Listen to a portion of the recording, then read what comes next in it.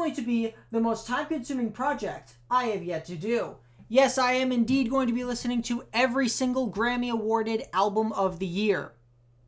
And there are a lot of them. Here's a splash screen of all of them on screen at the same time.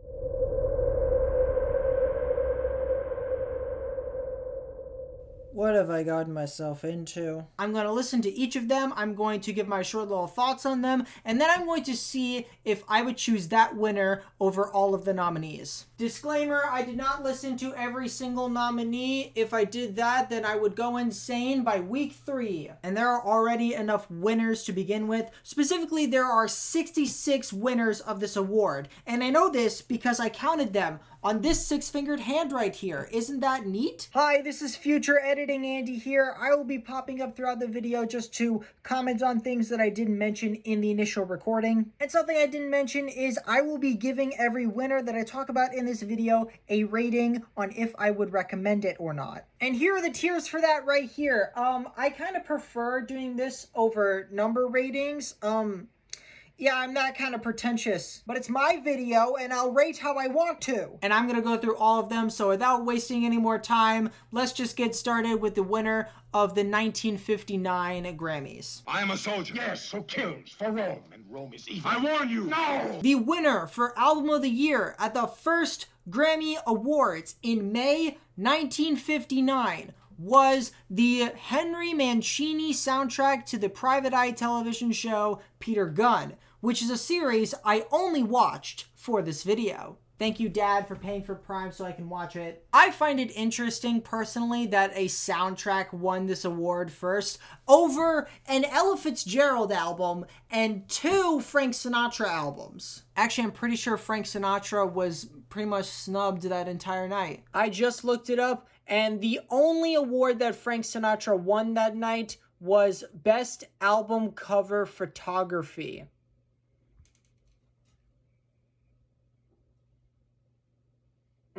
Like I said, I've watched the show, but I haven't specifically listened to the music on its own. So I'm gonna go sit over there and listen to the soundtrack. And that is where I normally listen to all my music. So here we go.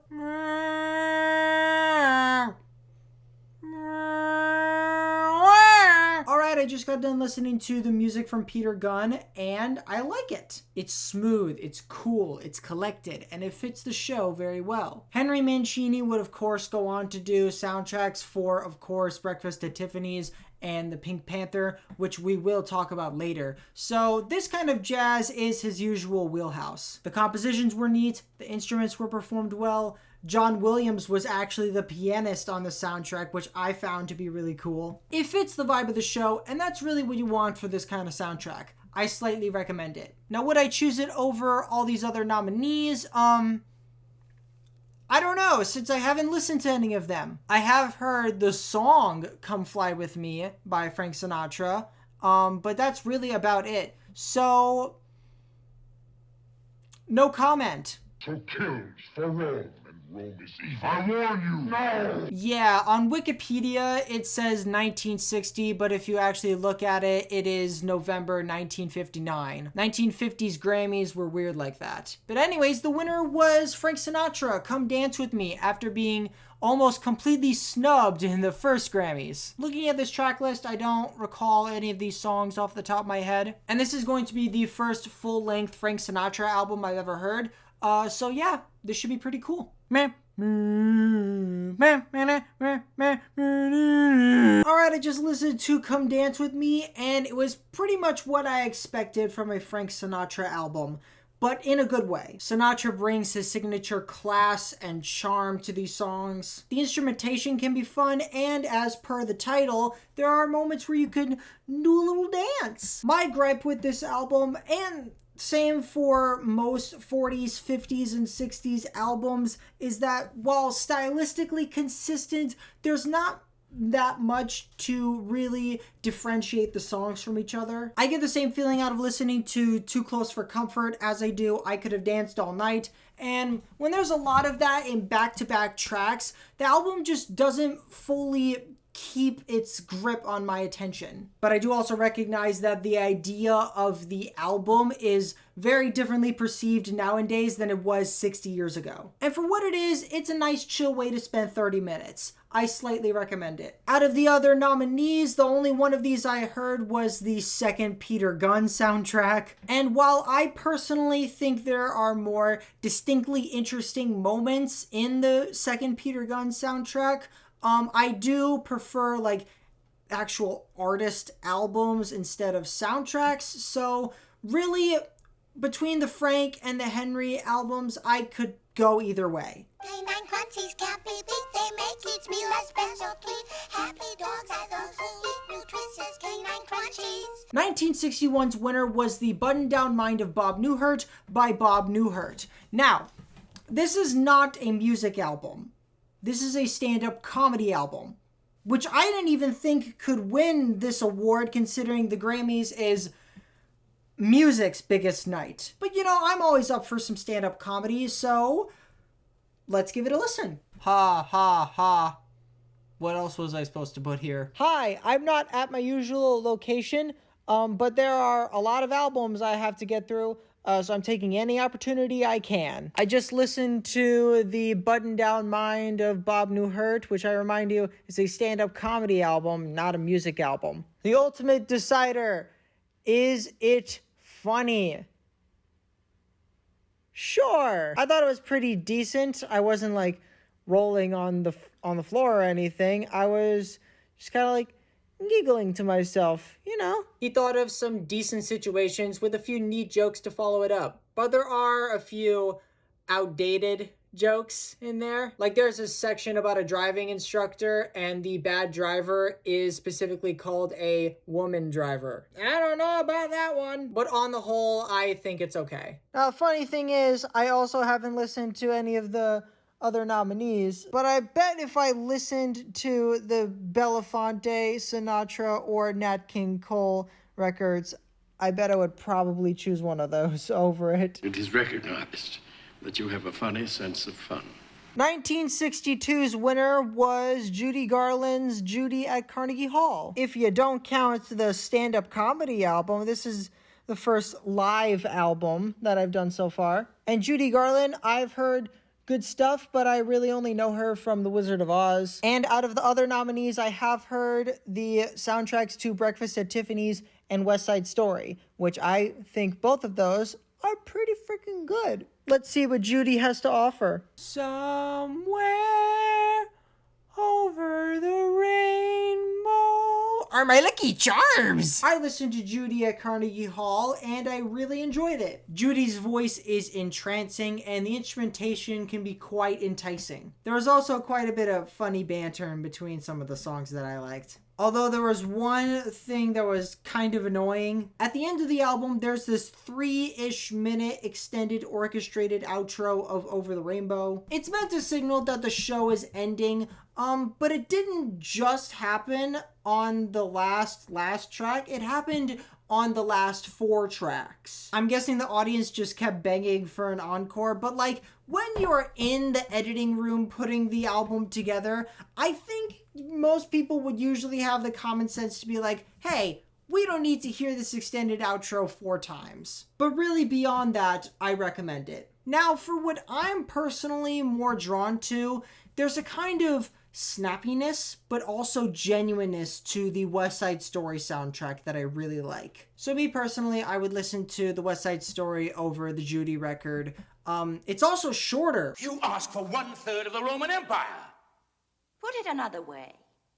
I give to you 2/3. 1963, the winner was The First Family by Von Meter, which is the second and most recent comedy album to win this award. From what I've looked up, this doesn't seem to be a stand-up comedy album, and the entire album seems to be based in one concept, which is a good-natured parody of the family of then-President John F. Kennedy. I like me a bit of political comedy. Let's give it a listen. We choose to go to the moon to show the aliens the anime waifus. Just got done listening to The First Family, and it's not exactly stand-up comedy, I don't think, but there is an audience to it, which I think benefited the album. I also thought the comedy was more so going to be about Kennedy's politics and the political landscape at the time, but it's more so about the personalities in the Kennedy family being put in silly situations, and they're pretty funny. I particularly enjoyed the tour scene. So if you happen to come across this, I slightly recommend it. Once again, I haven't listened to any of these other nominees, but just like the Bob Newhart, I feel like if I had listened to the Tony Bennett or the Ray Charles, I would have preferred those. Do you expect me to talk? No, Mr. Bond, I expect you to die. 1964 winner, Barbra Streisand, the Barbra Streisand album. To my knowledge, I do not know any Barbra Streisand songs. I don't know if I've heard one of her songs that I just didn't know it was her, but at this very moment, I don't have any songs in my mind that are connected to Barbra Streisand. But I've heard very good things about her, so I'm excited. Just got done listening to the Barbra Streisand album, and I found it quite pleasant. Barbara's voice is great, very expressive, equal parts elegant and powerful. The track list is full of both passionate and pretty classic pop covers. Though I gotta say, I did not expect the Big Bad Wolf song. But like with the Frank Sinatra record, it's not as thoughtfully structured as I would expect a modern album to be like, but for some reason I didn't mind it as much here. If you're just looking for a great voice, singing great tunes, I recommend this. Once again, I have not listened to any of the other nominees, though I do have to say I think it's kind of cheating to nominate an album of Bach's greatest hits, but that's just what I think. Were you this much trouble at the Abbey? Oh, much more, sir. 1965 winner was Gets Gilberto. Cool. I don't know anything about either of the artists, but I do like me some jazz. All right, give me some good jazz, Gets Gilberto.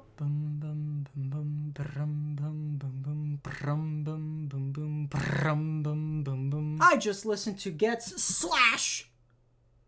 Gilberto. I found it to be very smooth and soothing, and another S adjective. It was very calm to listen to, which honestly, I don't intentionally listen to much calm music usually. So this was a nice change of pace. I really didn't care that I couldn't understand almost all of the Portuguese lyrics because I was just too invested in how much I felt like I was transported to another world with this record. I strongly recommend it. In terms of the other nominees, the Pink Panther, I really like. Probably my favorite of Henry Mancini's work, but I do prefer the winner. Eat of the grain, dove, renew thy strength.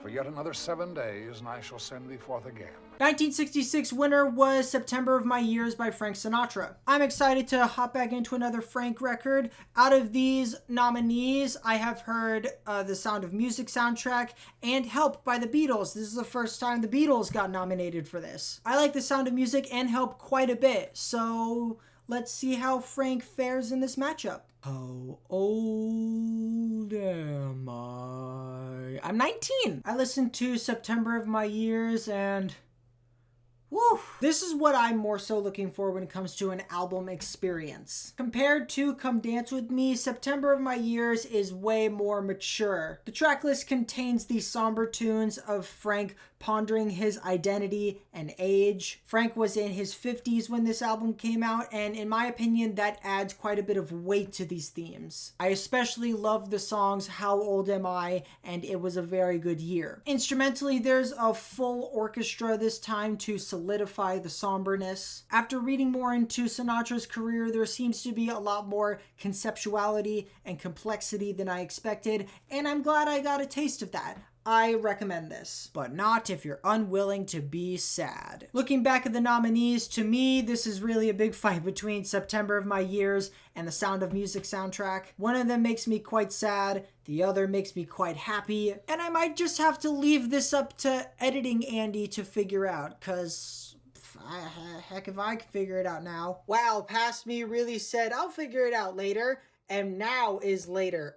Screw you, past me. But to answer the question, I'd probably go with the Sound of Music soundtrack. I do still really like September of My Years. I just find Sound of Music to be more memorable. Oh, this is treason! Sabotage! I'll have no man cub in my jungle! 1967 was Frank Sinatra again, but this time with A Man and His Music. Now, if what I read is to be believed, then this album is a compilation of re-recordings of Frank's previous work, which, that being nominated and winning, I have thoughts and feelings about that. But let's give it a spin, I guess. Now this song, this is the song I sang to my wife when we were making our first child. I listened to A Man and His Music, and yep, it is for sure a compilation of re-recordings. Now, I want to be clear that that's not inherently bad. Compilation albums can be a great gateway into an artist, and re-recordings can be an interesting way to revisit an old tune of yours. And in the case of this album, the re-recordings are really good. But I do have a problem with the Grammy voters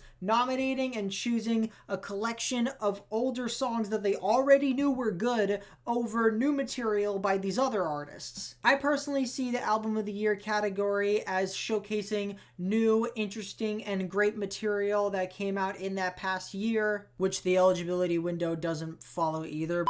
So it's unfair to me to choose this album as the Album of the Year when it was very much made to compile other years. And again, this is not to knock the quality of this album. This is still a very good listen. Though I don't feel like giving it a rating, so I'll leave it at, if you don't know anything about Sinatra and you want to get into his music, this is a perfectly good starting point.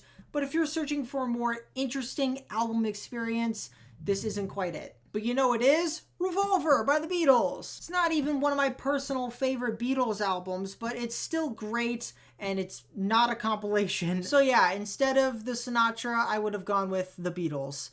And speaking of the Beatles... I'm sorry, Dave. I'm afraid I can't do that. 1968's winner was Sgt. Pepper's Lonely Hearts Club Band by... guess who? Now, I have already heard this album before, and I like it quite a bit. Though it did take me several listens to fully comprehend what it was. Anyways, I'm excited for another listen. I read the news today, oh boy. I just re-listened to Sgt. Pepper's Lonely Hearts Club Band, and yeah, I still really like it. Even close to 6 years later, this album still feels so fresh and unique, not only in its ideas, but also personality. Every member gets a chance to shine, and some of the group's best songs are on here. Hello, A Day in the Life. Hello, When I'm 64. Hello, With a Little Hope for My Friends. I'm not super in love with every song, and it's not my favorite Beatles album, but I can understand if it's yours. I strongly recommend it. In terms of the other nominees, I haven't listened to any of them. So we're sticking with Sgt. Pepper's Lonely Hearts Club Band. Rules! In a knife fight, no rules! 1969's winner was By the Time I Get to Phoenix by Glenn Campbell. And just like with Barbra Streisand, I don't know if I've listened to one of his songs before and I just didn't know it was him, but I don't have any songs by him in my head. Out of the other nominees, I've heard Bookends and Magical Mystery Tour, and I like both of those, so let's see if Glenn is up to snuff. Me. I just listened to By the Time I Get to Phoenix, and to my knowledge, this is the first entire country folk album that I've listened to, and I thought it was nice. I like Glenn's voice. The instrumentation can be fun and or beautiful depending on the song's mood. And there are bits where it definitely leans more country or more folk, but the times where it blends straight down the middle are probably my favorites of the album. I recommend it. However, just a bit above By the Time I Get to Phoenix, I slightly more so prefer Bookends. I very much like Bookends' conceptuality. I really like Paul Simon's writing. And overall, I just get more out of listening to Bookends, which is kind of ironic considering there is a Simon and Garfunkel cover on By the Time I Get to Phoenix. Even he realized who was better. No tea, no shade, of course. Hey, what makes you so sure I went to prep school?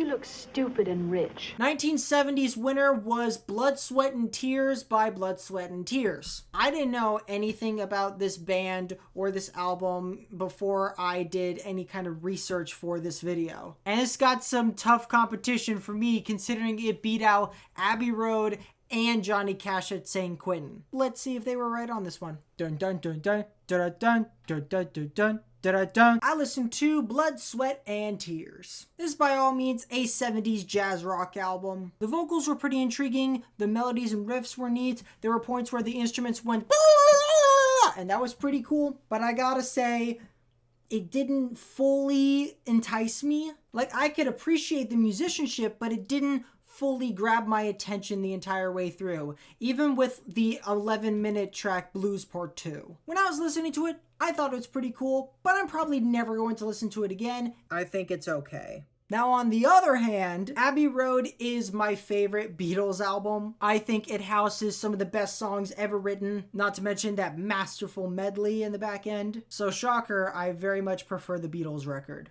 Hi, I'm Plenty.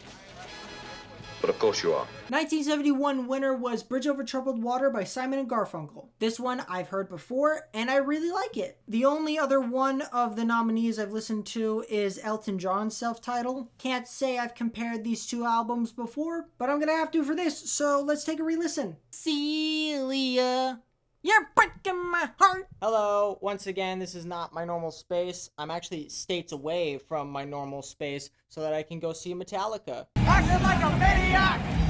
Whiplash! Isn't that pretty cool? And I'm staying at my Uncle Dean's place, and this is actually his studio that I'm borrowing right now. So thanks, Uncle Dean, for helping me out. Anyways, the album, Bridge Over Troubled Water. I think this is Simon & Garfunkel's best album. Every song on it is great in one way or another. I've already said how much I like Paul Simon's writing. Some of my favorite songs by them are on here. The title track, Cecilia, The Boxer. It's a great ending to an unfortunately cut short partnership. I strongly recommend it. Now, like I said before with the other nominees, I've only listened to the Elton John album, and I still prefer Paul and Art here. Don't get me wrong, I love Elton John, and this is a great Elton John album, but I prefer this. They want to get mixed up in the family business? Now you want to gun down a police captain, why, because he slapped you in the face a little bit? 1972's winner was Carole King's Tapestry. I've heard all of the good things about Tapestry, so I'm very excited to listen to it. Although these two soundtracks right here, I told myself that I was going to watch them and listen to the soundtracks, but here's the funny thing. I haven't yet. And hopefully when I'm back in my usual space, I will have done that by then. So let's find out if I did. Wander over yonder. I have in fact now watched those, but we're not here to talk about that. Right now, let's talk about Tapestry. This album has such a friendly and inviting vibe to it. This doesn't feel like a collection of songs made to sell. This feels like a friend showing you songs that she put a lot of effort into. Very warm production. Every song feels unique and tasteful, even the covers. Which, speaking of covers, check out this album cover. It's pretty great, isn't it? I may or may not be biased because my dad just got 2 cats, but I digress. A landmark singer-songwriter album for a reason. I strongly recommend it. With the nominees here that I've heard, I'd easily take Tapestry over them, which by saying that, I will preface that I have yet to listen to All Things Must Pass. I know that a lot of people love that one, so don't attack me. I haven't heard it yet. Hey, so it's like the night before I upload this video, and I just listened to All Things Must Pass, and I hate to put down Tapestry because I just sung all its praises, but All Things Must Pass is better. It's just so good. I was just like entranced for an hour and 45 minutes. It didn't even feel like that long. Man, woman. Is there someone inside you? Sometimes. 1973 winner was The Concert for Bangladesh by George Harrison and Friends. From what I've read, this is an important benefit concert for East Pakistani refugees during the Bangladesh Liberation War, and it went on to inspire stuff like Live Aid and the Concert for New York City, which are things that I have seen. And this one has amazing musicians like Bob Dylan and Billy Preston, and everyone's favorite, Ringo! Let's give this one a look-see. Did we forget anyone? Nope. I just woke up.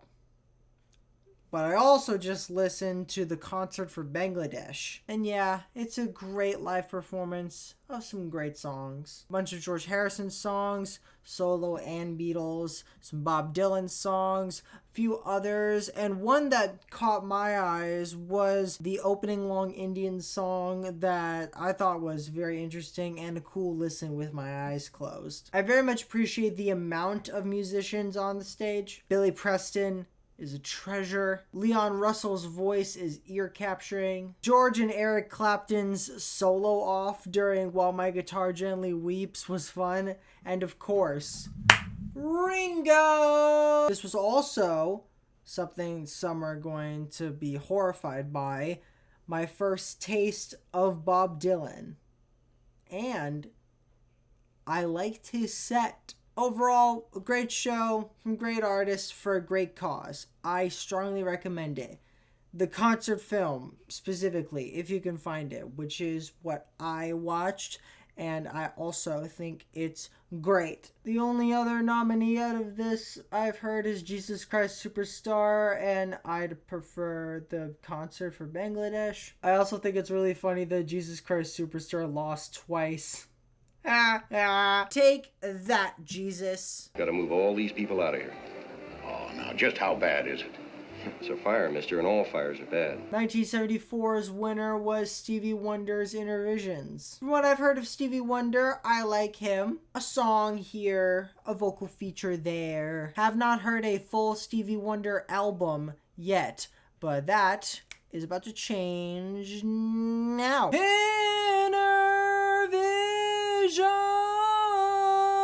What do you mean that's the wrong one? I just listened to Intervisions and it's a fantastic 43 minutes of progressive soul, and I did not expect any less. The instrumentals are stellar, whether they're funky and fun or calm and collected. Stevie Wonder has a great voice with great control over it. Very engaging angles at various lyrical topics like organized religion and racism. And I especially enjoy the songs All in Love is Fair and Don't You Worry About a Thing. Dang, this is the fourth strongly recommend in a row. I feel like I'm being too nice, but at the same time, it feels valid. I have not listened to any of these other nominees, so Stevie Wonder clears. I can swim, just can't walk or dress myself. Stevie Wonder continues to clear in 1975, this time with Fulfillingness's first finale. Out of the other nominees, I have heard Elton John's Caribou, and I quite enjoy it. And I know one person that really wants me to listen to Band on the Run, but I haven't yet. I'm sorry. I'll deal with that later, but for now, let's listen to more Stevie Wonder. I just listened to Fulfillingness's first finale, and pretty much what I said about Intervisions applies here too. The instrumentals were great, vocals were great. The lyrics weren't as interesting this time around, but that didn't bother me that much. But I wanted to point out the song They Won't Go When I Go, which I thought was stunning. I guess I'll leave this with just this genius annotation that I found for the song It Ain't No Use that simply says, nothing to say, this song is just amazing. And yeah, nothing to say, this album is just good. I recommend it. Now, between this and Caribou, I think I personally prefer Caribou. Caribou, just musically speaking, is more attention-grabbing to me. It also has the bitches back on it, which gives it like 10 more points in my book. You don't want to know. Yeah, I want to know how come. You want to know? I want to know how. 1976 winner was Paul Simon, Still Crazy After All These Years. I've heard everything from Simon and Garfunkel, but not the solo stuff from Simon or Garfunkel. So I'm interested to see that, and with the other nominees, again, the only one I've heard is the Elton John one. Simon, sing some songs for me. Celia. Wait, no. I legit just forgot that's not the right album. I don't want to get up, but I do want to talk about Still Crazy After All These Years. Very cool folk rock, pop rock project. I think this is the third time that I've mentioned that I like Paul Simon and his songwriting. I think my favorite tracks are the collaboration ones, with one of them being with Mr. Garfunkel himself. Great lyrics, cool vibes all around. I recommend it. Out of the other nominees, I've only listened to the Elton John one, and yeah, I prefer the Paul Simon album. And that's not a knock against Captain Fantastic, except it kind of is. HJ. I recognized your foul stench when I was brought on board. And we're back at the Stevie Wonder station in 1977, this time with Songs in the Key of Life. I've heard a lot of good things about this album. I'm pretty sure it's one of the most popular double albums ever. I've enjoyed the other Stevie Wonder albums I've listened to so far, so I'm fully ready for 86 minutes of bliss. Let's see if I get that. Been spending most of my life not knowing this was a Stevie sample. I listened to Songs in the Key of Life, and what I got was 86 minutes of bliss. Holy hell. This might be my favorite of the winners so far. Spectacular soundscape full of progressive soul, jazz, R&B, avant-pop, Latin, and even more, all put together so beautifully. We have engaging lyrics, catchy vocals, joyous instrumentals filled with various instruments. Classic tune after classic tune after classic tune after classic tune. There are also plenty of 6, 7, 8-minute songs on here that don't waste a single second. The production not only perfectly fits the vibe, but enhances it. Stevie's versatility is on full display. Just about everything about this Stevie album is, dare I say, wonderful. I strongly recommend it. Looking at these other nominees, I don't really care because I haven't listened to any of them. So Stevie Wonder clear.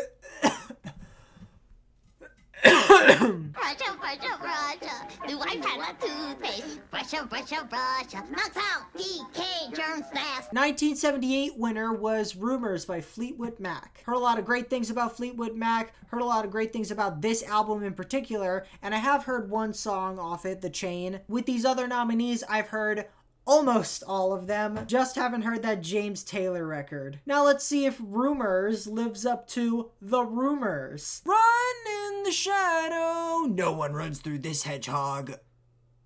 That's my Shadow impression. I did a little listen to Rumors, and I liked it. Very enjoyable poppy soft rock. All the lead vocalists did great in their respective tunes. The lyrics throughout the album relate to the really interesting backstory behind this record. And overall, this project just puts me in a good mood, okay? My favorite song on this album is The Chain, though I want to point out I'm very biased towards that one, considering that it was in Guardians of the Galaxy Volume 2, and that's one of my favorite movies. The song is, of course, stellar on its own, but add that bit of nostalgia for me, and I go, woohee! I don't know what noise I just made, but that is now the noise for The Chain. But yeah, I recommend it. With the other nominees, again, I haven't listened to the James Taylor album, and we can get Hotel California out of here immediately because I think that's a pretty boring album overall. I do enjoy Aja quite a bit, but I do prefer Rumors. I think the big question here is Rumors better than the Star Wars soundtrack? And I think I'm going to leave that one up to you guys. I've already said I'm not big on soundtracks in the first place, but these two are pretty neck and neck for me. So how about you guys? Let me know, which one do you prefer if you've listened to both? Should pass over the English coast 15 minutes ahead of time, sir. Wow.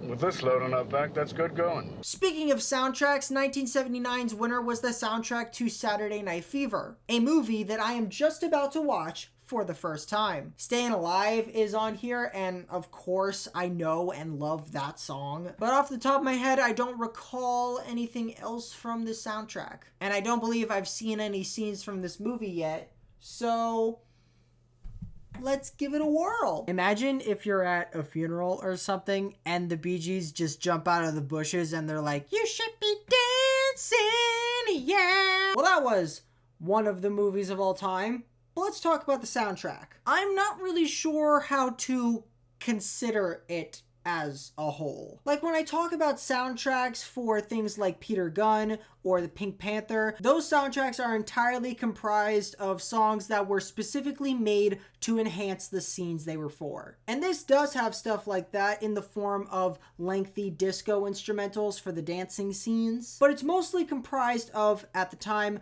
current pop songs. Great ones at that, such as Boogie Shoes, You Should Be Dancing, and of course, Staying Alive. But within that context, the lengthy disco instrumentals feel out of place, at least to me. So while I don't really understand how to categorize it right now, I can say that as an album experience, I slightly recommend it. The only one of the other nominees that I've heard is the soundtrack to Grease, and when comparing the soundtracks to mid-John Travolta movie to mid-John Travolta movie, I'm going to go with the mid-John Travolta movie.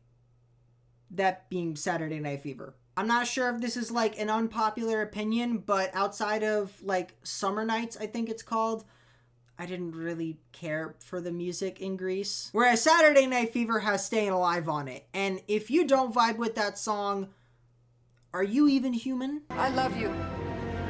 I know.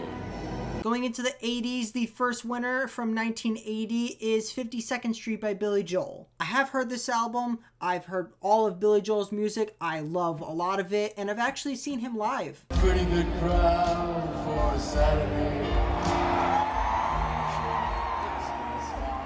Although this one in particular, I've only heard the whole thing once, and I remember not really being as engaged as other Joel albums. So I'm hoping on re-listen that changes. One of them big shot businessman types.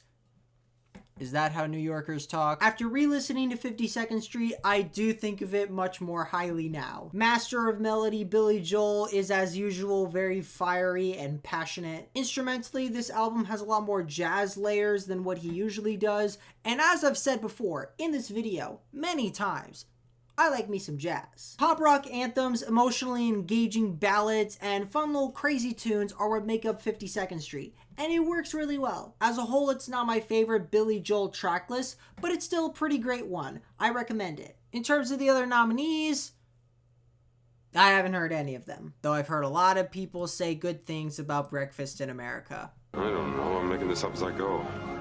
1981's winner was the self-titled album from Christopher Cross. I have zero clue who this man is, and they picked him over Billy Joel, Pink Floyd, Frank Sinatra, and Barbra Streisand. This better be a legendary album. It is the night, my body's weak, I'm on the run. I listened to Christopher Cross, and it was in fact not legendary. In fact, my mindset more sits around indifference. I wouldn't say any of the songs are particularly bad, but they also didn't really engage me that much. Christopher's voice is passable at best, for me, at least. If you love this album, that's perfectly fine. I have no problem with that, and I mostly understand it. But to my ears, this sounds like restaurant music. Take with that as you will. I think it's okay. Now, I know before I blurted out every one of the other nominees, but truthfully, I've only listened to one of them. That being Glass Houses. Burn me at the stake for having not listened to The Wall yet. And when we're talking about superior soft rock and pop rock, there's really virtually no competition in my mind with Billy Joel. Especially Glass Houses, which is one of my favorite Billy Joel albums.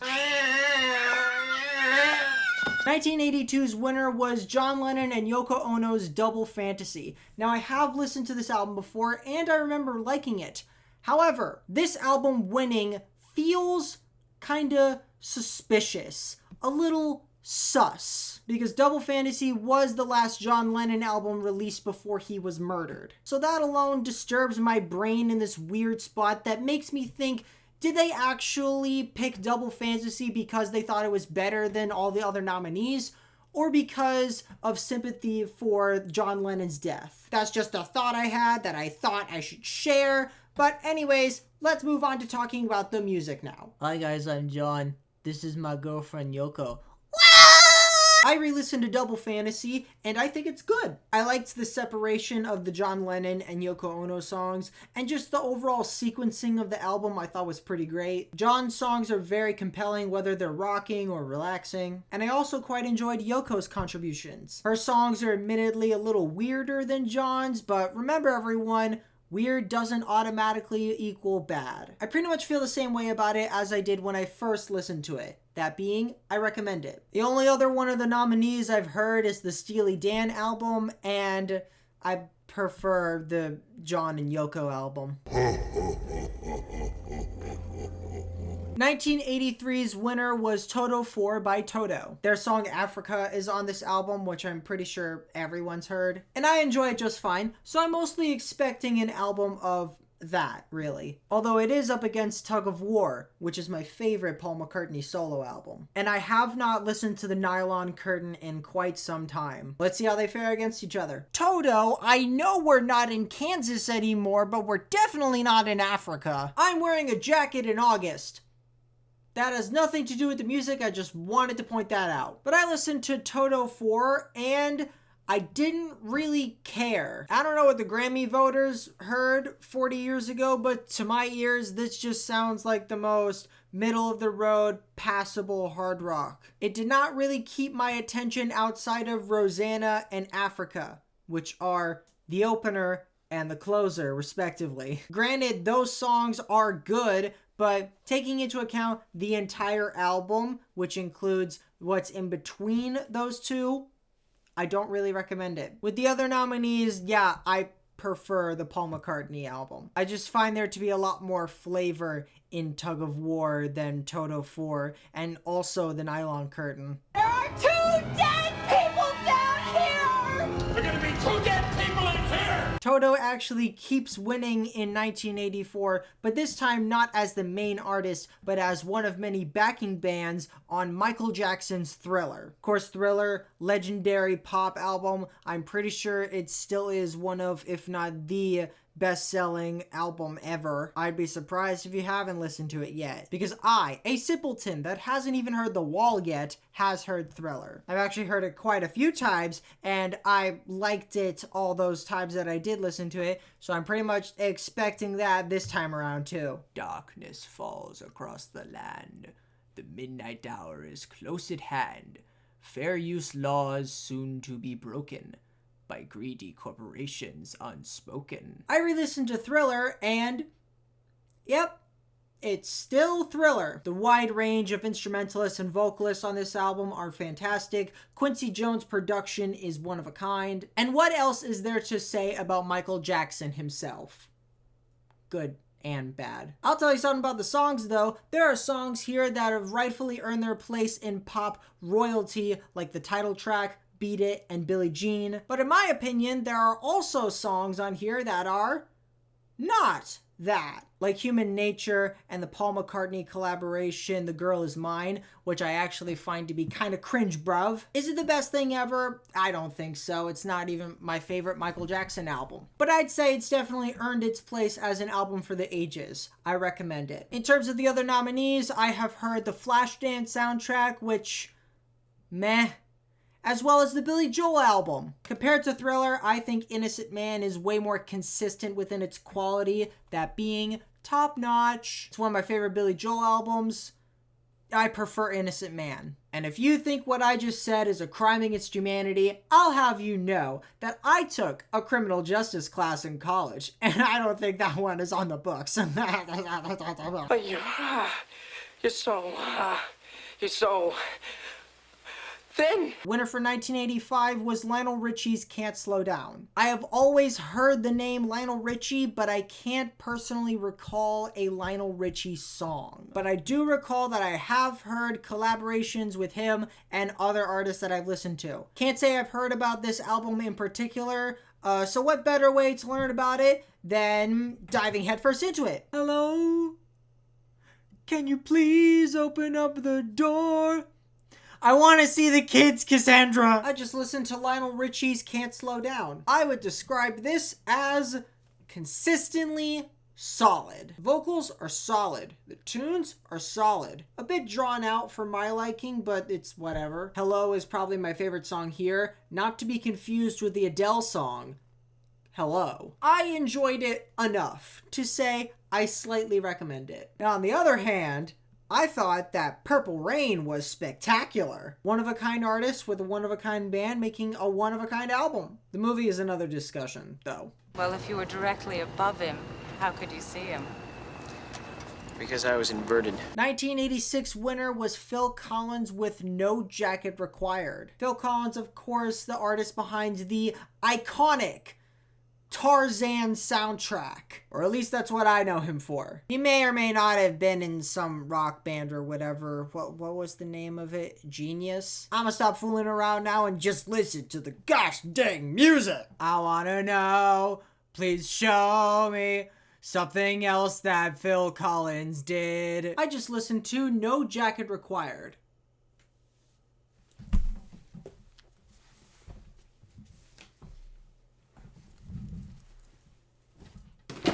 This is a tried and true 80s dance pop album. All of the synths, all of the hooks, catchy melodies with a good voice behind them in Phil Collins. There are elements of it and also entire tracks that are really dated, but there are also some standout moments. I slightly recommend it. With the other I've heard the Whitney Houston album before, but I completely forgot to actually re-listen to it. I re-listened to Whitney Houston, and I prefer it over the Phil Collins Whitney Houston better. I don't think having dinner with anybody's a crime. Not yet. 1987 winner was Paul Simon again with Graceland. This is the only Paul Simon album that I heard about on its own before I went into this project, and that was from one person at one random time. But they said it was really good, so I'm hoping to think the same. Homeless, homeless, I need a home. Please, can I have one? I just listened to Paul Simon's Graceland. On this record, we obviously still get Paul Simon's signature folk and pop rock, but we also hear the many influences that Paul Simon gained through his trip in South Africa. And I personally found this mixing of genres and cultures to be really engaging. Like most Paul Simon stuff, the music here is very inviting, but this time around, it's also much more exciting. I also really appreciated the inclusion of many South African musicians on this album. Most notably for me, the choral group Ladysmith Black Mambozo on the a cappella track Homeless. Very much enjoyed this record. I strongly recommend it, as I expected. I haven't heard any of the other nominees. Paul Simon clears. I asked you to go there and apologize. Huh? You went there and you insulted him again. What am I supposed to do, tuck him in? I'm not his mother, for Christ's sake. 1988's winner was The Joshua Tree by U2. I have never heard a U2 song. At least, I don't think so. Always up for there being a song by them that I have heard that I didn't know was them. I've heard mixed stuff about them, but I know that this is not the only time they've won this award. I'm interested for my first taste. Where the streets have no name, and that means they can't be seen on GPS, I think. Today I bit my tongue so hard that it left a mark. It's very uncomfortable. That has nothing to do with the music, but I wanted to point that out because it's been bothering me all day. But anyways, I listened to The Joshua Tree and I don't get it. This is one of the best-selling albums of all time. I found the majority of it to be pretty uninteresting. I didn't think the melodies were that strong enough, and I didn't think the production supplemented that. What I'm trying to say is I was bored listening to this. And I don't think there was anything wrong with the musicianship. I think the band is decent. It's just the songs themselves that I didn't really care for. Maybe I just wasn't in the right headspace when I was listening to it, but outside of a few neat moments, I don't find this album to be that engaging. I don't really recommend it. What I do think is very engaging is Michael Jackson's Bad. And wouldn't you know it, that's my favorite Michael Jackson album. Just consistent, spectacular songs throughout that track list. It's better than Thriller, and I definitely find it to be better than The Joshua Tree. With any luck, he's got the grill already. Does anyone here speak English? George Michael won in 1989 with his album Faith. I know George Michael. I've heard my fair share of Wham songs. So I have faith that this will be good. I will be your father figure. Put your tiny hand on the garbage bag and take it out already. I just listened to Faith and I really enjoyed it. There's actually a pretty even balance of fun and more emotional tracks. Both pulled off really well. The instrumentals are good. I particularly really liked the bass on the track Hard Day. And the man himself, the main draw, George Michael, his vocals are great, but I didn't expect any less from the singer for Careless Whisper. And there were actually a few moments of George's vocals that reminded me of another Michael, Jackson. I'm not sure what specifically, but I mainly heard that in the opening title track. It didn't blow me away, but I still recommend it. Now with the other nominees, I have not listened to any of them. George Michaels clears. Michaels. Just one Michael. George. And he clears. Molly, you in danger, girl. Going into the 90s, our first winner is Bonnie Raitt with Nick of Time. I can't say I've heard a Bonnie Raitt song before, but I have heard quite a bit of praise for her, so I'm interested to see what the hubbub is about. I want a real man. I just listened to Nick of Time. I thought it was pretty neat. The fun songs are these blues rock, country adjacent tunes, and the ballads are captivating and passionate, with Bonnie's charismatic vocals working well for both. Instrumentals were neat. Hooks were neat, and I wish I had more to say about it, but to be honest, it is the end of my day, and my brain is fried. But even my fried brain still recommends this. I have not heard any of the other nominees. It's actually going to be like that for a few more after this, so stick with me. Hasta la vista, baby. 1991's winner was Back on the Block by Quincy Jones and Various Artists. Everyone's favorite artist, Various Artists. Quincy Jones, of course, famed R&B and pop producer. I mostly know him for his work with Michael Jackson. This should be cool. Back on the Block. Bippity bop bop bippity boppity boo. I listened to Back on the... Wow, this is so bright. I didn't even recognize that. Now that that's fixed, I listened to Back on the Block. Quincy Jones doesn't actually perform himself on this album. Basically what he did was he got a bunch of his musical friends together, made some songs with them, and then just produced all the songs, put them all together on an album, and named it after himself. This album contains a lot of mixes of jazz, R&B, and hip-hop, with great performances from legends in the genre like Ray Charles, Ella Fitzgerald, Big Daddy Kane. Quite a bit of the tracks here actually revolve around Saida Garrett, who I thought was pretty good here. My gripes with this album come in the form of consistency, as even though all the songs are pretty good, I didn't always get the feeling that they meshed well together. But like I said, there are still good tracks here, especially the a cappella tune, We Be Doing It, and overall, I slightly recommend it. I have not heard any of these other nominees, though I do think it is really funny that MC Hammer got nominated for this. Mr. Popcorn Bag Pants himself. Can't touch this. Whoa! Hi there, guys. How you doing? What's up? It's me, your resident YouTube checking guy, Dr. Colonel Captain Giovanni Abraham Bartholomew Fernando Bunsen Vernon Dinkelsteimer Jr., the fourth. Here to inform you that we're about halfway through the winners at this point, so you have earned yourself a handy-dandy brief intermission. Hello and welcome everyone to the brief intermission! Yay! Today I will be discussing how I got a perfume bottle in my room without me even noticing. So one day my friend's mom was driving me and my friend back from whatever we were doing, and my friend's mom was like, "Would you like some hand sanitizer?" And I said, "Sure, why not? By my track record, clean is usually good." So I used some of it, and my friend's mom was like, "Hey, you can keep that if you want." And I said, "Cool." Now, I already had hand sanitizer in my room, so I wasn't using it for months. And then there was one day my friend Carrie Ann was over, and they turned to me and they were like, "Why do you have perfume in your room?" And I said, what is it? Turns out my eyes don't work, because this bottle that I thought was hand sanitizer was perfume.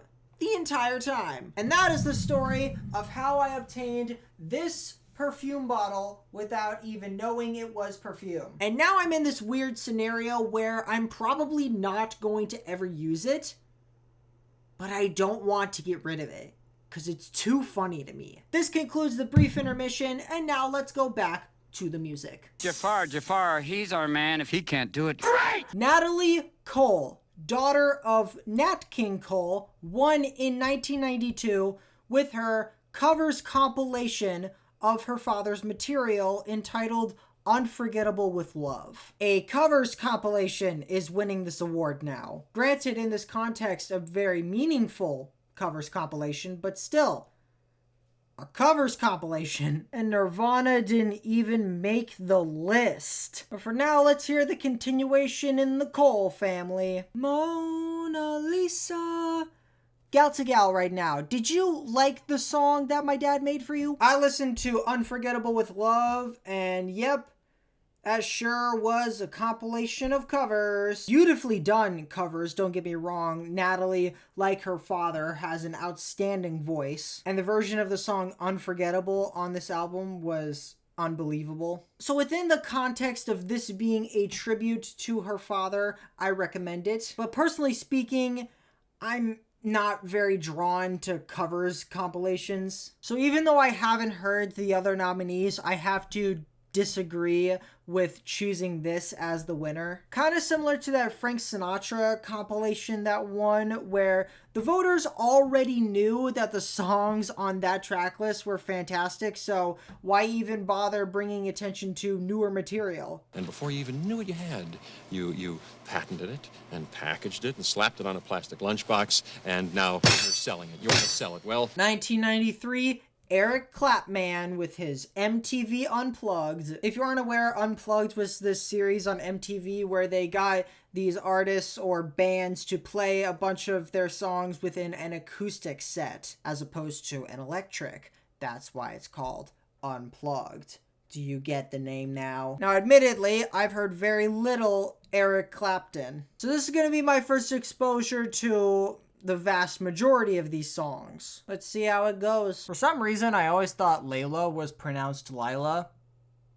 I don't really know why, but I did. I listened to Eric Clapton's Unplugged, and I was not as thrilled with it as I thought I would be. I can't quite put my finger on it, mostly because this is a picture that's edited in, but the majority of it wasn't incredibly engaging to me. I didn't dislike listening to it, and the renditions of Tears in Heaven and Layla were cool, but it just didn't keep me hooked the entire time. I think it's okay. Out of the other nominees, I've only heard the soundtrack to Beauty and the Beast, which I have watched that movie now. Thank you to everyone that bothered me when I said I had never seen Beauty and the Beast before. And I quite prefer The Beauty and the Beast. It's only got some of Disney's best songs on there. They call me Mr. Pig!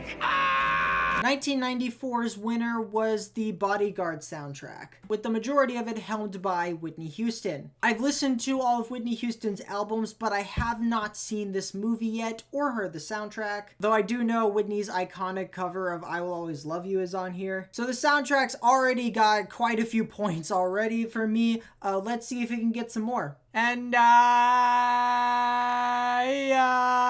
will never hit that high note. I didn't change locations again, you did! So I watched The Bodyguard and listened to the soundtrack. We're only talking about the soundtrack though, if you couldn't tell by this being a music-related video. I quite enjoyed this soundtrack. Whitney Houston takes up the first half of this album, and really you can play any one of her songs on here to show someone how amazing her voice was. The other half of the album, mixed with various artists, is also pretty good. I particularly liked the Alan Silvestri theme for the movie because I have a soft spot for Alan Silvestri. And all in all, I recommend it. The only one of the other nominees I've heard is River of Dreams, and this might shock you to your very core, but I prefer the Bodyguard soundtrack over the Billy Joel album. River of Dreams is still pretty good. I've just never been too drawn to it personally. You are a sad, strange little man, and you have my pity.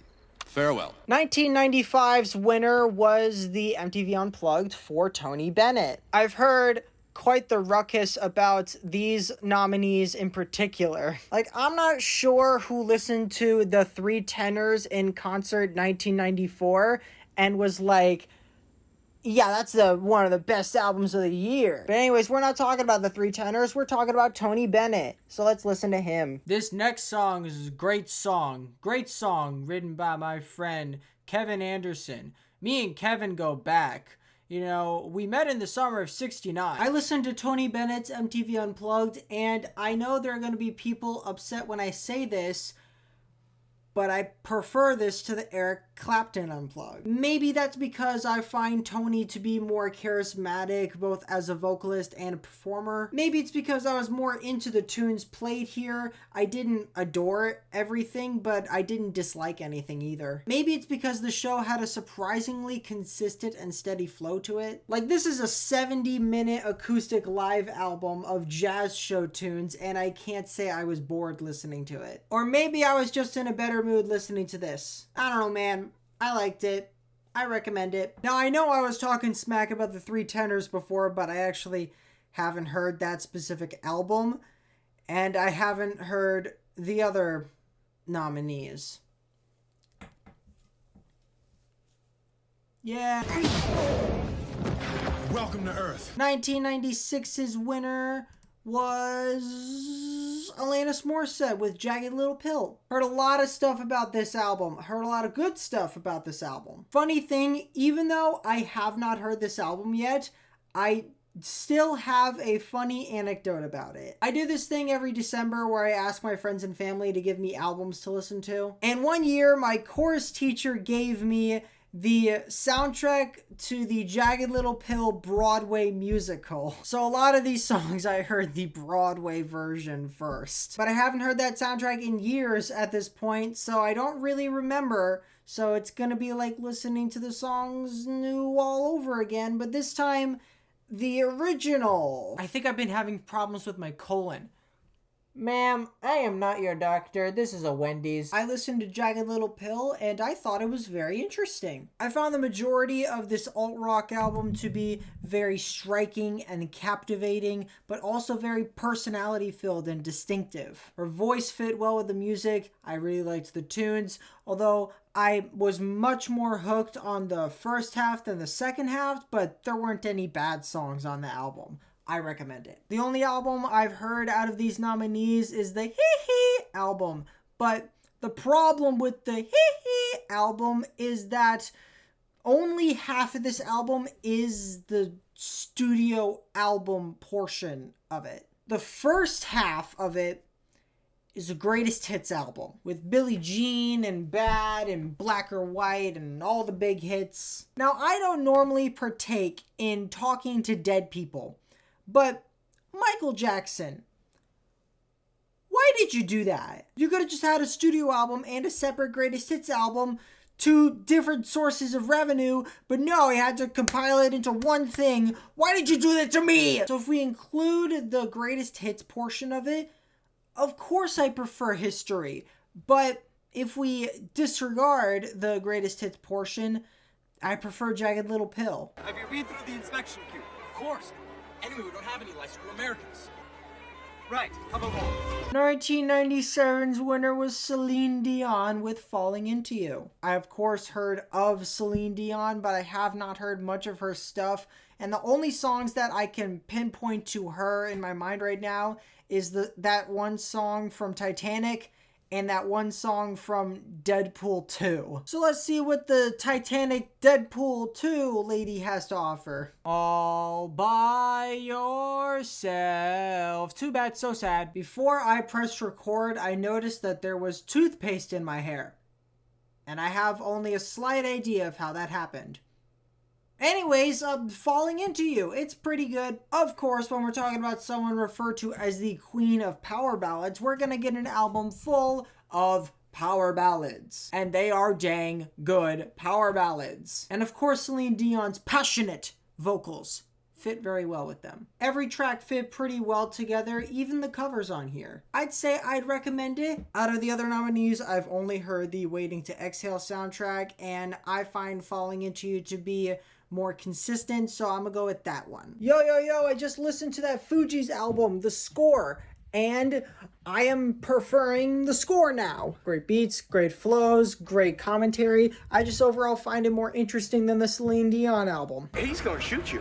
No, he's not. 1998's winner was Bob Dylan with Time Out of Mind. I've already said in this video that my first major exposure to Bob Dylan was the concert for Bangladesh. And he seemed pretty cool there. Although all the praise I have heard for Bob Dylan's albums were earlier in his discography. Let's see what a later Dylan had to offer. Excuse me while I play this little guitar riff for about 7 to 16 minutes. I listened to Time Out of Mind, and it was cool. Are most of the songs too long? Yes. But they're decent enough chill jams for me to not be complaining while I listen to it. It's nice to zone out and vibe to. But when actually giving it all my attention, it's not the most engaging to me, but it's still pretty good. I slightly recommend it. With the other nominees, that Paul McCartney album is pretty good too. But come on.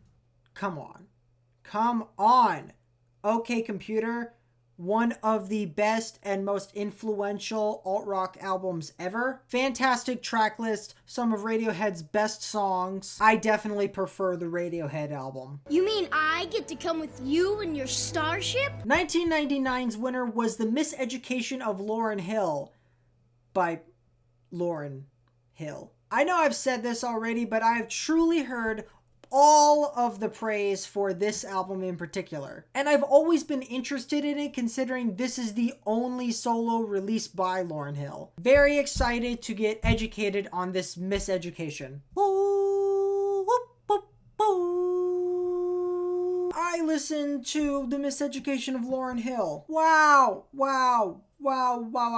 The beats are beautiful. The production is perfect. The vocals are voluptuous. Is that the right word to use there? I couldn't think of any other V words. Both Lauryn's rapping and singing throughout the record are top notch. The themes are relatable. I really like the progression of the album through the classroom interludes. Love the versatility as well. To strictly call this album a hip hop or R&B album is to take away from its substance. And I want to add again, this is her only solo studio album. She spoke her truth and then left. But with a debut like this, there's not much higher you can go. I strongly recommend it. The only other one of the nominees I've heard is Madonna's Ray of Light, and I don't get it. I know there are a lot of people that really like that album, and there are good songs on there. I just prefer other Madonna albums. And I definitely don't prefer that over the Lauryn Hill. You're a spy. Well, if you want me, you gotta catch me. Going into the 21st century, Santana won in 2000 with Supernatural. The only bit of Santana I have heard is the song Smooth and the Santana feature on the Lauryn Hill album. But I also know Lauryn Hill is on Supernatural too. And I do really enjoy Smooth, so I'm pretty excited for this album, all things considered.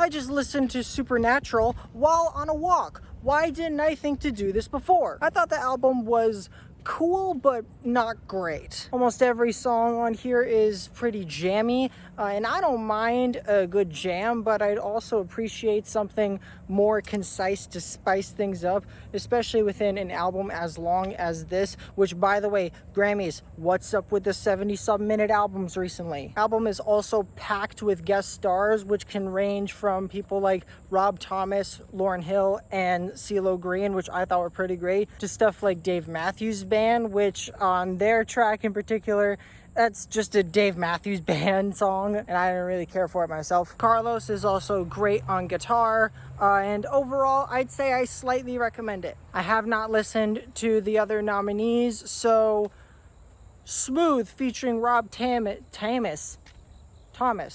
Rob Thomas. Smooth featuring Rob Thomas sweeps. You're saying it wrong. It's Leviosa, not Leviosa. 2001's winner was Two Against Nature by Steely Dan. And as you can see right under it, it's got some pretty hefty competition. But let's focus on Steely Dan first. I have heard this album and I remember it being fine. So let's see if it holds up like that. Blame is the game. The game is called Set Abby on Fire. I re-listened to Two Against Nature and it's fine. In being Steely Dan's comeback album, they somehow took their core ideas and distilled them to the blandest possible version of that. Meandering instrumentals, nonsense lyrics. The production was great and none of the songs were bad per se, but overall forgettable. I don't really recommend it. Now the real discussion starts. Kid A or the Marshall Mathers LP. Two completely different genres with completely different intentions. And after listening to both of them back to back, I can confidently say it's a day-by-day basis for me. Today, I slightly prefer the Marshall Mathers LP, but that might be because I'm more energetic today. But tomorrow, I might prefer Kid A. Who knows, man? Must have the precious. 2002's winner was the soundtrack to Oh Brother, Where Art Thou? I've seen this movie, great movie, and the music from it, what I heard from in the movie was pretty great, but I have not heard the soundtrack on its own, so let's take a listen. I just listened to the Oh Brother, Where Art Thou soundtrack, and it's good. Even though all the songs here are traditional songs, every performance of the songs feels raw and real, whether we're sad about a lost love, or praying in a river, or I am a man. Two personal qualms though. One, this still very much feels like a soundtrack album with the standard edition having several versions of the same song. And two, most of the songs here are quite drawn out. Both of these elements work well for the movie, but as an album experience, it's not my favorite thing. But even with those issues, I still recommend it. I have in fact not heard any of the other nominees, though I've been wanting to listen to Stankonia for a while. I am no man. 2003's winner was Nora James with Come Away With Me. I don't know anything about this artist or this album. New territory, always fun to explore. So let's get exploring. Well, first I'm gonna eat because I'm starving. But after that we're gonna explore. Boom, doom, doom, doom, boom, doom. I just listened to Come Away With Me. It's a neat collection of these subdued jazz pop tunes and covers. For some reason, when I listened to this album, I got the feeling of reminiscing with old friends at night around a campfire. I know that's very specific, but that's the feeling I felt. And I like that feeling. The tunes themselves aren't very complex or anything on their own, but together they work well within this setting. If you just want a nice, chill, intimate 45 minutes, I slightly recommend it. Now with the other nominees, take a guess as to which one of them is the one that I've heard. I prefer the Eminem Show because of its nuance, lyrically and instrumentally. Some of my favorite Eminem songs are on here, like White America, Business, and Without Me. I'm turning the channel to the Eminem Show. Someday I will repay you. Unless, of course, I can't find you or if I forget. Outkast won in the year that I was born, 2004, with Speakerboxxx, The Love Below. I have heard a few individual Outkast songs before, and those songs I really like. Have not heard a full Outkast album yet, so it's gonna be interesting with my first one being the 2-hour double album. Alright. I listened to Speakerboxxx, The Love Below, and it is an experience. If you don't know already, this is a double album with very distinctive sides. The first half, Speakerboxxx, is filled with progressive southern hip-hop tracks helmed by Big Boy. These tracks are groovy and fun and easy to get down with. The second half, The Love Below, is this psychedelic jazz pop ride helmed by Andre 3000. It's wild and daring, but that's what makes it so interesting and creative. Splitting the album into essentially 2 solo albums was an interesting and unique move, to say the least. Do you know how like artists or bands will like put entire complete albums together as like an anniversary box set or whatever? That's what the transition on this album was like, from one half to the other. Altogether, it's a very adventurous project, and while every adventure has its hurdles, I still recommend this one. Though I do prefer more holistic experiences, such as the White Stripes Elephant. It's my favorite White Stripes album too, and it's way shorter. Both these two are good, but if I had to pick one, it'd be Elephant. Also, I find it funny that that Evanescence album is the only metal-adjacent album to ever be nominated for this award so far. And having actually just finished listening to the Evanescence album, yeah, I still go with Elephant. Hurry, you put your name in a goblet of fire. 2005's winner was a posthumous Ray Charles album over Green Day and him. Before even listening to it, this feels like another case of like the John Lennon and Yoko Ono album that won. An artist had just died, so the Grammy voters feel obligated to go for their, at the time, most recent work. This is also another cover compilation.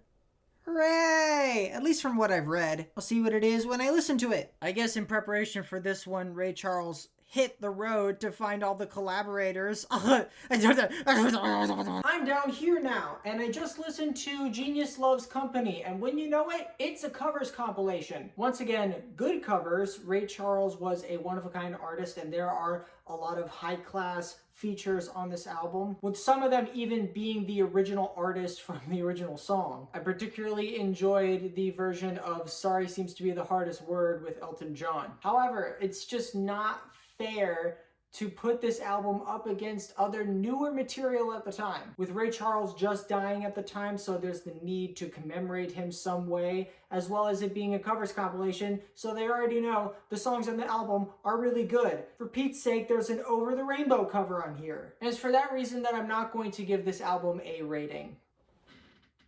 I really could have been standing the whole time, but I just wanted to sit. Now, when it comes to the other nominees, look, Kanye West is a maniac that only cares about himself, and he deserved every bit of backlash he got. This is a video about the music though, and musically speaking, 20 years ago, he was making some good stuff. It also helps that this is probably his most consistently fantastic track list, in my opinion at least. So I would go for The College Dropout personally. I also pointed out the Green Day album before, but I haven't heard it myself. I just know that people like American Idiot. I got a jar of that. I got a jar of that. U2 won again in 2006 with their album How to Dismantle an Atomic Bomb. My first U2 album was before when we listened to the Joshua Tree, and I was not very impressed with that. So I'm not excited going into this album, but for the sake of this video, I have to give it a chance. 1, 2, 3, 2024. Is my math right? It's the 1st of October today.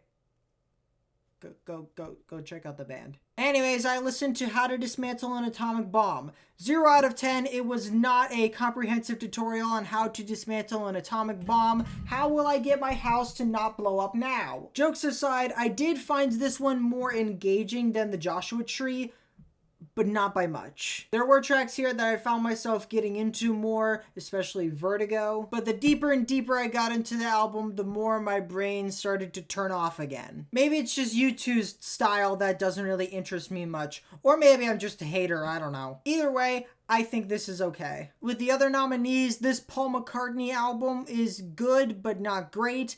And once again, Kanye West is here with Late Registration, another one of my personal favorites by him. So once again, I'm gonna go with Mr. West. Now up. Down. The The Dixie Chicks won in 2007 with Taking the Long Way. I've of course heard about the Dixie Chicks, but I don't recall ever hearing a song by them, and I don't really know anything just about them. The only thing I do know is that this is the first album they put out after their somehow controversial take on George W. Bush. Oh, I also know that they changed their name to just the Chicks. Should I call them the Chicks? Should I call them the Dixie Chicks? Either way, let me listen to their music. I left my pants in Chicago. I left my shirt in Tennessee. I just listened to Taking the Long Way. I could say this album felt more mature than I was initially expecting. What I was expecting is an hour of chugging along in the face of adversity, and don't get me wrong, that is here, but it's moments like the song Lullaby that yield the most substance to me. There are lighter songs too, though, and the balancing of the tones is done relatively well. Not every song was the strongest to me, but I still slightly recommend it. I haven't heard any of the other nominees. I Englished right there, don't worry. What's the difference between you and me? I'm not wearing hockey pads. 2008's winner is another covers compilation. Herbie Hancock's River the Joni Letters, a tribute album to Joni Mitchell. Herbie Hancock is a fantastic musician, and I'm glad he got some kind of recognition. But for this? You like jazz? Because if you don't, that's kind of cringe. I just listened to River the Joni Letters. We've gone through this song and dance a couple times already in this video, but I guess I'll repeat myself. These are good covers of great songs from the past, and that's why it wasn't even fair to nominate it in the first place. Just incentivizes the voters to pick the one of the songs they know over more contemporary and relevant new music. That is why I will not give this one a rating either. It is cool though to say that Herbie Hancock got this award. But at what cost? I've sung the praises of Back to Black before. Great and very distinctive album for Amy Winehouse. Kanye is also here again for Graduation, and here's where I have an actual hot take. I don't care if the Yadol fans attack me for this. I don't think Graduation's that good. I just don't. People say these are stadium anthems. They don't feel that big to me. Maybe I just needed to be there at the time. Netiri. Netiri. Netiri. Netiri. Radiohead just can't catch a break, man, because they lost again in 2009 to Rising Sand, the collaboration album by Robert Plant and Alison Krauss. Initially, I was like, oh, neat, I get to hear a Robert Plant solo album, along with being introduced to Alison Krauss, because I've never heard of this person before. However, upon further inspection, right before recording this clip, I realized that almost all of this album is of goddamn covers. All around me are familiar faces. But I'm at least a little interested to see if Rising Sand has a unique personality to it. Hey, mama, this set of tunes is actually kinda neat and didn't make me snooze. Just listened to Rising Sand, and out of all the cover compilations I've listened to for this video, this one is probably the most interesting. Maybe that's because I already love Robert Plant as a vocalist, but I found this one to be way more enticing than the other cover compilations I've heard. I also quite like the vibe of this album. And that's kind of the thing. I don't want to come off as like hating cover compilations. There are some cover compilations that I quite enjoy, one of them being this one. But for me personally, a cover compilation has to like really blow me away before I even consider it for the Album of the Year award. And unfortunately, this did not blow my mind into a billion pieces, and so that's why I'm not going to give it a rating like the other cover compilations. Which means I was correct in my prediction in sticking with In Rainbows by Radiohead. One of their most approachable albums of their career with some of their best songs. Now, I have not heard any of the other nominees, though I've heard a lot of praise for the Carter 3. I'm pretty sure that album gets a lot of plays too. ¿Quién anda ahí? ¿Amigo o enemigo?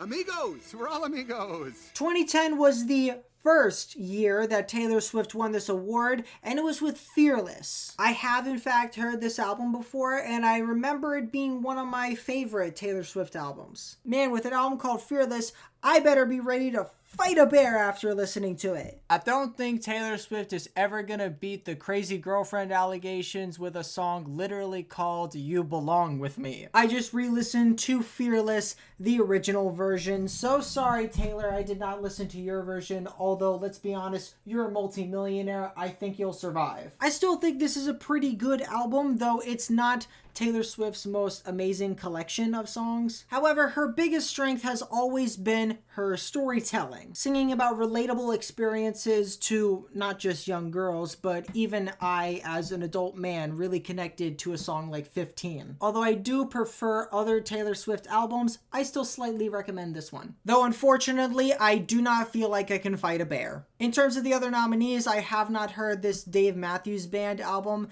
and with that Black Eyed Peas album, get it out of here. This is really a competition of the ladies here, and from what I personally like, I would probably say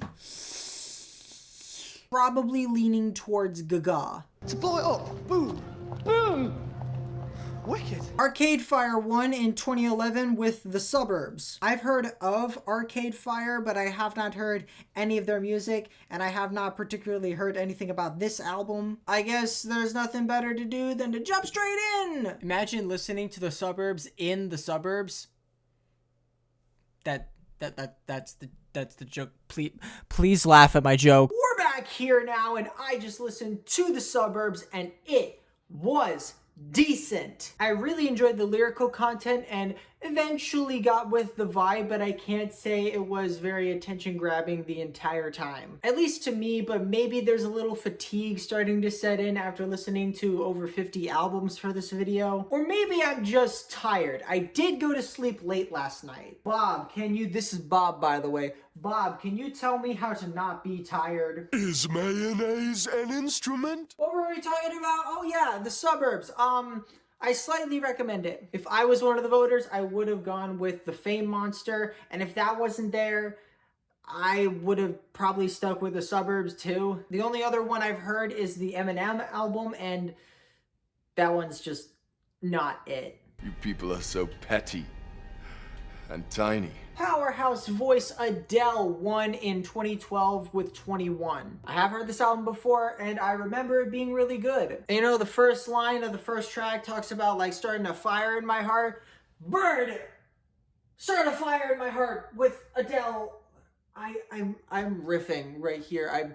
I don't know what I'm doing. There's a fire starting in my heart. I really need medical attention. It really hurts. I just hopped out the shower. But I also just re-listened to Adele's 21, and it's still really good. Here's the obligatory: Adele's vocals are spectacular. Anyone who isn't deaf will tell you that. But it's surprising to me, even at 21, how much control over and expression in her voice she had. Same goes for how much emotion is packed into these heart-tugging tracks. She's just yanking away at it, and I'm like, I need that to survive. This is probably my favorite Adele album, and I strongly recommend it. In terms of the other nominees, I've heard the Lady Gaga and the Bruno Mars, and I'm still gonna go with the Adele. I don't particularly think Born This Way, the album, is that spectacular, and Doo-Wop and Hooligans can be a little too cheesy at times for me. Sometimes the cheese works, and sometimes the cheese doesn't. Oh, look at that.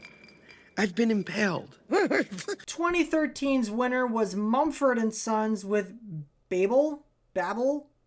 One of those. What am I babbling on about? Aha! I have not heard that I Will Wait For You song in like a decade, and so hearing it pop up on this album, I was like, whoa! I just listened to Babel.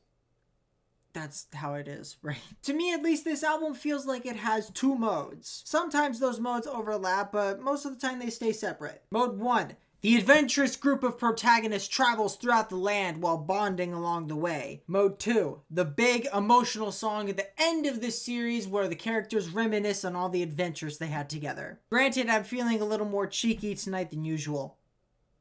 And that's saying something. I was moving along to quite a bit of it, but when going into a folk album, I ironically expected a little more adventure. But it's still pretty likable, and I slightly recommend it. The only other one of the nominees I've heard is Channel Orange by Frank Ocean, and I prefer Channel Orange. Somehow I found the R&B record to be more adventurous than the folk record. Sweetie, hand me my alien gun. Here you go. 2014, Daft Punk, Random Access Memories, Certified Robots W. I have heard this one before, and it is my favorite Daft Punk album. Very excited to re-listen to this one, but also excited to judge it against the other nominees, which I've heard almost all of them. The only one I haven't heard is the Macklemore album, and I have no interest to listen to the Macklemore album. What if I want to win myself to dance? Huh? What'd you think about that, Mr. For Real? I just re-listened to Random Access Memories, and it is still a certified Robots W. Anyone who is able to craft a project so innovative and nostalgic at the same time like this deserves many praise. The grooves are infectious, the live instrumentation is lush, the production quality. The genres displayed here is also so awesome, mixing disco, funk, and EDM into this powerful progressive pop sound. I love it. Still my favorite Daft Punk album, with some of my favorite songs by them: Give Life Back to Music, Within, Instant Crush. Needless to say, I strongly recommend it. In terms of the other nominees, I love Sarah Bareilles, but The Blessed Unrest is not exactly the most interesting album from her. And I also quite like Taylor Swift's Red, but I don't think it particularly stands up well against the Daft Punk album or against Kendrick's Good Kid, Mad City. But which one of those two would I pick?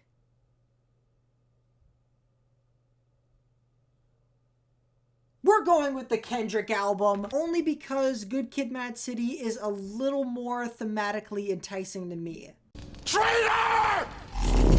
2015's winner was Beck with Morning Phase. I know very little about Beck, and I don't know anything about this album. He made a very brief voice appearance in the 1998 cartoon feature film The Rugrats movie. So I'm dealing with a Rugrat here. Oh, okay. Good morning, Usnavi. That's not even close to my name. Ignore my bed. I just listen to Morning Phase. Compared to Mumford & Sons, this is a more relaxed folk album, a bit more introspective and kind of dreamlike. However, I don't think there was enough distinction between the songs, and to me, a lot of them just blended together. The vibes were definitely there. I like the vibes. I just wish the songwriting was more memorable. I think it's okay. The only one of the other nominees I've heard is the Beyonce album, Beyonce. And if you know me, this is not going to be a shock to you, but I prefer the Beyonce album. Around here was when Beyonce was starting to become more creative with her projects, and her self-title is one of her best, in my opinion. I don't know if you've been in a fight before, but there's usually not this much talking. All right, sorry, my bad. T Swift won again in 2016 with 1989. I have heard this album before, and I remember liking it, but not loving it. Also, most of the singles on 1989 were pretty much my introduction to Taylor Swift when they were coming out at the time. I didn't care for it much at the time, but when I listened to the full album for the first time, I was like, hey, those are those songs I know. Neat! So let's listen back to the songs I know. And the rest of the album. Good transition, me. I like how the first track is Welcome to New York, and then a few tracks later is Out of the Woods, where she's asking, are we out of the woods yet? Like, I'm pretty sure New York is not famous for its woods. I re-listened to 1989, and I think I like it less now than I did before. This marked Taylor's complete transition from country into pop, specifically synth pop on this album. And I'm not particularly drawn to this specific synth pop sound personally. Production kind of sounded a little too safe to me, when there are plenty of moments on here that I think could have been bigger. The songs themselves for me range from meh to good, but with a caveat or so, like the production. In terms of Taylor albums, this one's kind of middle of the road. I think it's okay. Also, just to clarify again, I did listen to the original version of 1989 because that is in fact the one that won the award. Now, do I think it deserved to win over the other nominees? No. So I do this thing every year, 10 random albums that I listened to for the first time in the previous year get picked and I have to do reviews for those. But I basically write all the reviews before the video, and during the video is when the 10 are randomly chosen. So I've just written all these little reviews for these albums that no one will ever see. And I still have the one I wrote for To Pimp a Butterfly. And if you'll excuse me for a second, I'm just gonna read it.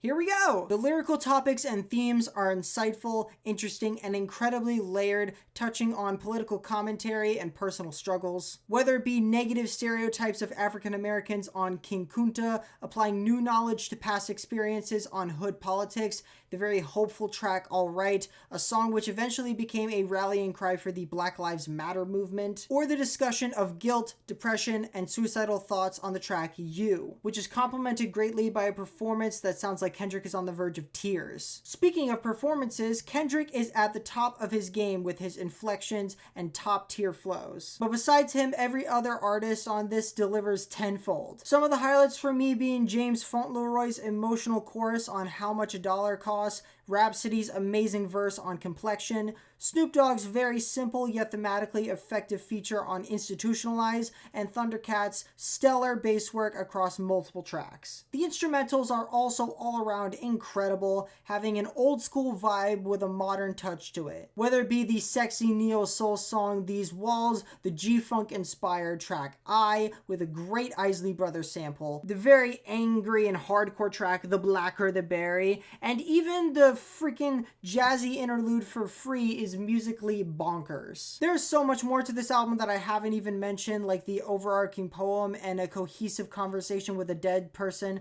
No spoilers.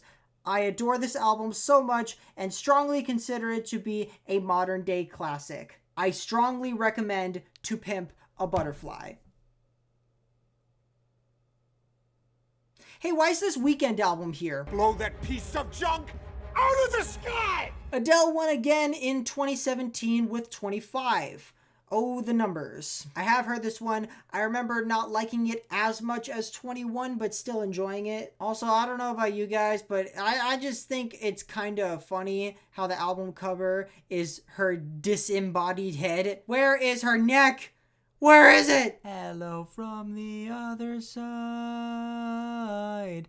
At this volume, it's more of a goodbye. My dad's sleeping. I just re-listened to 25. Pretty much what I said about 21 can be carried over to 25, just to a bit of a lesser extent. There are definitely some songs on here that I don't care for as much as others. The album is still good, I just way more so prefer 21. And some of my favorite Adele songs on here, like Send My Love and Hello, not to be confused with the Lionel Richie song, Hello. It is good, and I recommend it. Now, do I think it should have won?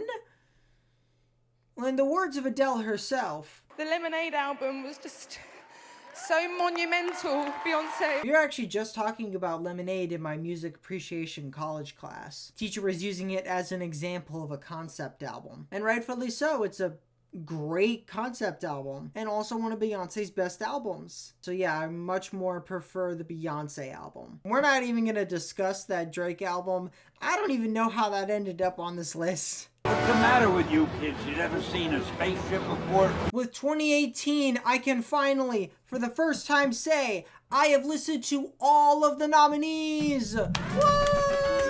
Good job, me, for knowing things. And of course, the Grammys went with the most uninteresting option. Bruno Mars' 24K Magic. I remember this album being pretty neat, and that's about it.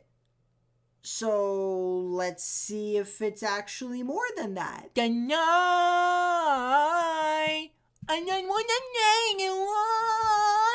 just re-listened to 24K Magic, and the best moments from this album for me are just kind of dumb fun.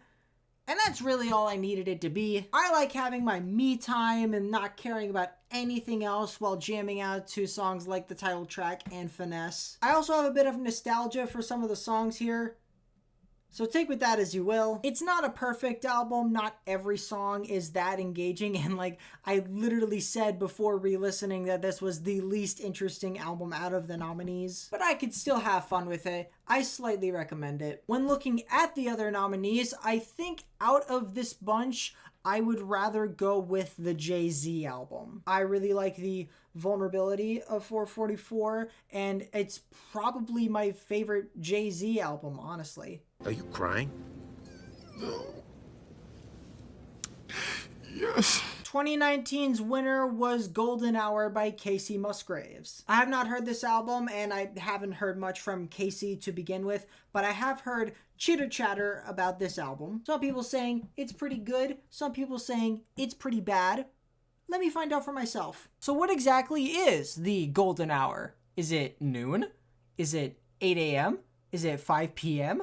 Why won't Casey answer these questions? I literally just listened to Golden Hour, and I enjoyed it. It's a quite approachable collection of country pop tunes with a bit of millennial magic sprinkled in. It is another album I have come across while doing this video that I enjoyed, but I don't really have much to say about it. It's nothing offensive, but not really anything that gripped my attention. Therefore, my official evaluation on Golden Hour is, it's nice.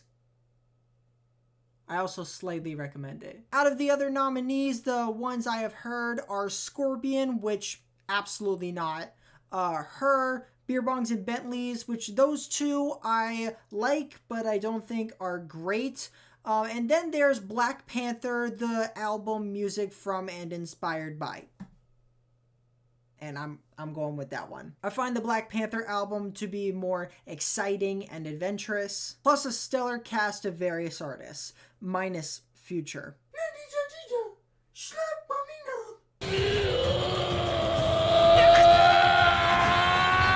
2020 breakout artist Billie Eilish, When We All Fall Asleep, Where Do We Go? I have heard this album before and I like it. I've actually heard it a few times, and every time I go back to it, I like it a little more each time. So I'm hoping going back to it again, I like it even more again. I'm the good guy.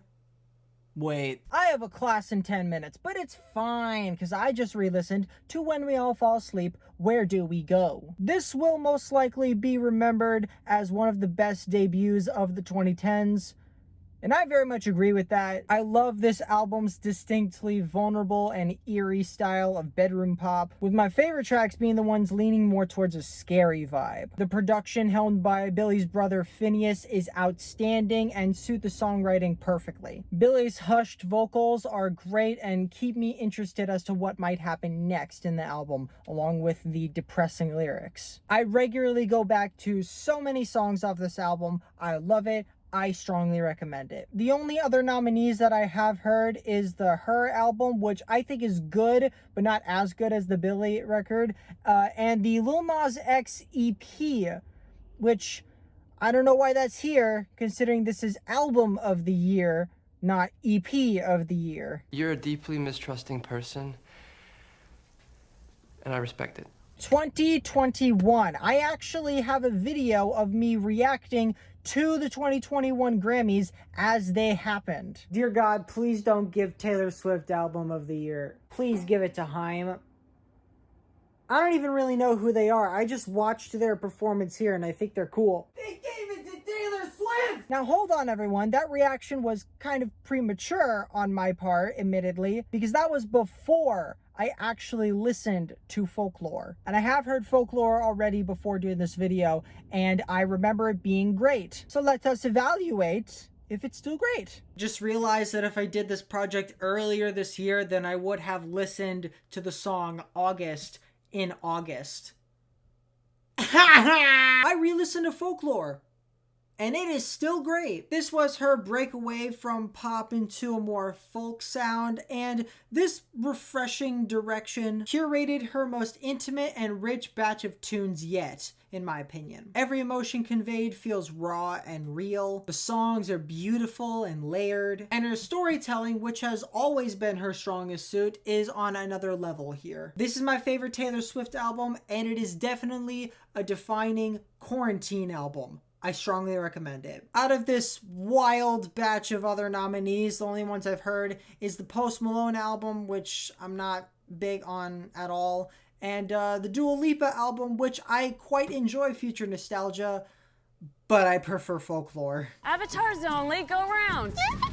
Unfortunately, I don't have a video of me reacting to the 2022 Grammys as I did with the 2021, but my reaction to who won is basically the same as everyone else. Let me just remind everyone, Olivia Rodrigo, Doja Cat, Lil Nas X, Tony Bennett and Lady Gaga, Justin Bieber, Billie Eilish, and her, plus both Taylor Swift and Kanye West, all of them lost to Stephen Colbert's piano player, Jon Batiste. We are. I don't know much about Jon Batiste. I mean, I've seen clips of him on Stephen Colbert's show, and actually, I literally just remembered that I have heard a song off this album, and that's Freedom, but that's just one song. So I'm hoping to get an album of the same vibe and quality, especially considering what it went up against. We are what? Huh? What are we? Jonathan. I listened to We Are. Now, from what I've seen, I think Jon Batiste is a talented and creative artist. This batch of songs, though, is just not really grabbing me. There are bright spots like What You Talking About and Freedom. I also quite like the production and the collaborations. It's just the majority of the songs I didn't find to be that interesting. I think it's okay. In context of the other nominees, which there are a lot of, I'd probably go with the Billie or the Taylor record, but for the sake of not picking them so close to their previous wins, Olivia. It's like I've been in a dream where I was somehow really invested in the Zack Snyder cut of Justice League. Guys, it's November 15th, 2022. The Grammy nominations are about to come out. I'm expecting an Adele. I'm expecting a Beyonce. I'm expecting a Kendrick. And I would be expecting a Silk Sonic if they, submitted their album. So from what I can gather, I can't actually show you guys the footage from the nominations live stream because of copyright reasons, because of course it is that. So in place of it is modified audio and a cropped Wikipedia page. Yay! What are they? Voyage by ABBA. Ah. 30 by Adele. Yeah. Un Verano Sin Ti by Bad Bunny. Yeah.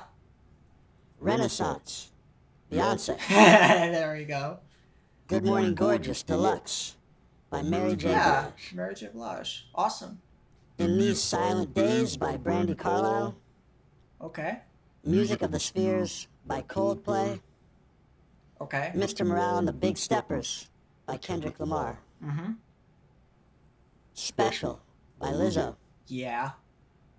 And Harry's House by Harry Styles. Okay. I have not heard to the Bad Bunny album yet, but I'm going to soon. Out of the ones that I have listened to on here right now, Beyonce. Her award for Album of the Year that was rightfully hers was snatched like 2 times already. One of them by someone on this list. But yeah, I'm pulling for Beyonce. Alright, cut to me 4 months from now. Hi, it's months later. You can probably tell by the different location. So I listened to the Bad Bunny album that's nominated. I thought it was pretty good, though it didn't entirely click with me. But on the whole, not better than Beyonce. Also paying tribute to Silk Sonic for not submitting their album this year. What legends. And the Grammy goes to... Give it to Beyonce! Harry Styles! What? What? What? That's pretty wacky. Well, I have not heard the entire Harry's House album. So, cut to me in a few months. I'll meet you anytime you want in a sushi restaurant. Wait, that's not how that goes?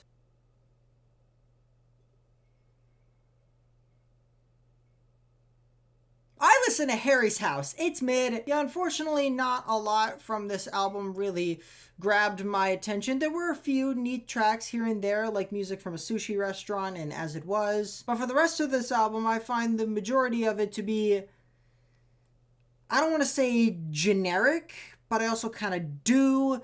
But I also don't think that's the right word. But I also don't really remember much from this album. So to end my suffering, I'm just going to say that when it comes to Harry's House, I think it's okay. Now, gee, I wonder who I still prefer out of this list of nominees.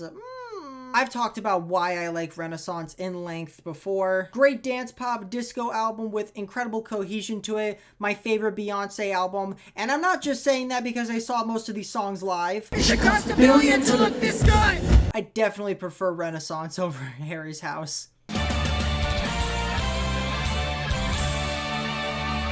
And now it is time to react to the 2024 nominees. I'm expecting Taylor Swift. I'm expecting SZA. I'm expecting Olivia Rodrigo. If they throw Travis Scott in there, that would be deserved, but also wild. World Music Radio. There's John again. The Record. Okay. Boy Genius. Ooh, Boy Genius. Endless Summer Vacation. Miley Cyrus.